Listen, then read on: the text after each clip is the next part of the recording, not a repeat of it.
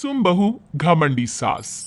घमंडी और सख्त हृदय वाली पुष्पा 92 वर्षीय अपनी सास विमला पर बहुत जुल्म करती थी।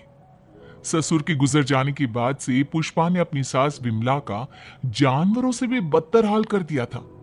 वो उसकी गिनती घर के नौकरों में करती, उसे अलग थाली में खाना देती, रहने के लिए अलग छोटा सा कमरा। ये सब देख पुष्पा के पति आलोक को बेहद दुख होता, लेकिन वे चाहकर भी ना कुछ कह पाते ना कुछ कर पाते।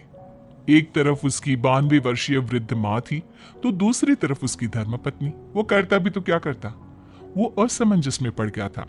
तभी एक दिन पुष्पा अपने पति आलोक से कहती है, सुनो जी, मैं सोच रही थी क्यों ना अपने बेटे राहुल की भी शादी करा दे। देखो ना, घर का सारा काम मुझे अकेले करना पड़ता है और वो बुढ़िया की देख रेख भी मुझे ही करनी पड़ती है। मुझसे नहीं होता ये सब। ठीक है, हम राहुल के लिए लड़की देखना शुरू करते हैं। वैसे भी अब उसकी उम्र हो चुकी है। पुष्पा राहुल की शादी के बारे में सोचकर मन ही मन खुश होने लगती है।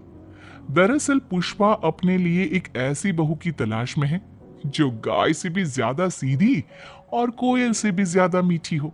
बहुत ढूंढने और जांच परखने के बाद देविका के साथ आखिरकार उसकी तलाश पूरी होती है। वो देविका को राहुल के लिए पसंद कर लेती है और एक अच्छा सा मुहूर्त देखकर उनकी शादी करा देती है। ऊंचे संस्कार और सरल स्वभाव वाली देविका ने ससुराल में पहले दिन से ही सबका दिल जीत लिया।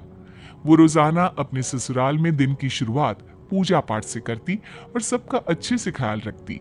एक दिन देविका सबके लिए डाइनिंग टेबल पर प्लेट लगाती है। सभी लोग टेबल के पास आकर बैठ जाते हैं। देविका अपनी दादी सास का भी हाथ पकड़कर उन्हें डाइनिंग टेबल पर बिठाती है और उन्हें खाना परोस ही रही होती है कि पुष्पा उसे रोक लेती है। ठहरो देविका।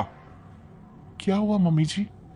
देविका, तुम इस घर में नई हो इसलिए शायद तुम्हें पता नहीं, तुम्हारी दादी सास के लिए अलग थाली है, वो इस थाली में नहीं खाती।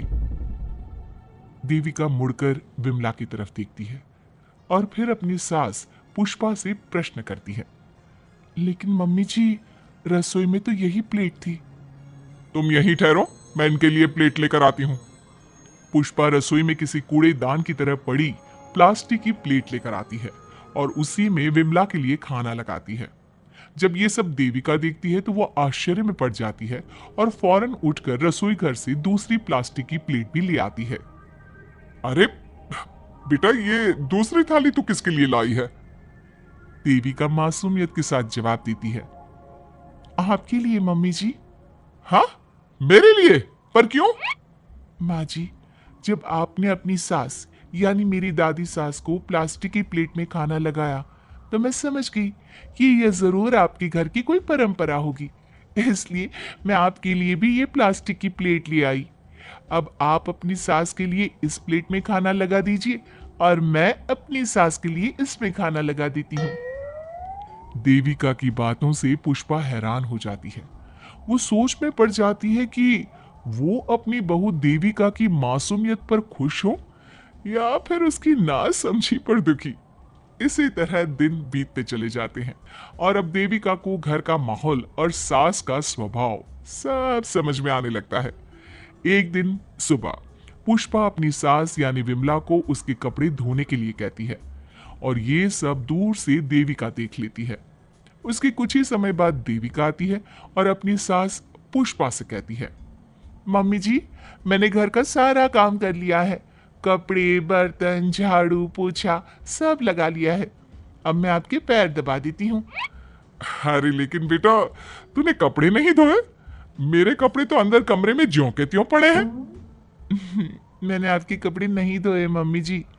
आप जब दादी से बोल रही थी ना कि आज उन्हें अपने कपड़े खुद धोने होंगे, तो मैंने सब सुन लिया था। फिर मुझे लगा आज पूर्णिमा भी है, इसलिए शायद ये आपके घर की कोई रस्म होगी, तो मैंने आपके कपड़े भी नहीं धोए मम्मी जी। देविका की बातें सुनकर पुष्पा अपना सर पकड़ लेती है और मन ही मन कहती है, ये तो जरूरत से कुछ ज्यादा ही सीधी है। अब क्या करूं मैं इसका? इस बुढ़िया ने मुझे परेशान करके रख दिया है। एक तरफ वो जरूरत से ज्यादा सीधी मेरी बहू, जो मेरी हर हरकत को इस घर का रिवाज समझ लेती है, और दूसरी तरफ ये बुढ़िया जो रोज अपना बिस्तर गंदा कर देती है। आए बुढ़िया, अब कौन करेगा ये बिस्तर साफ?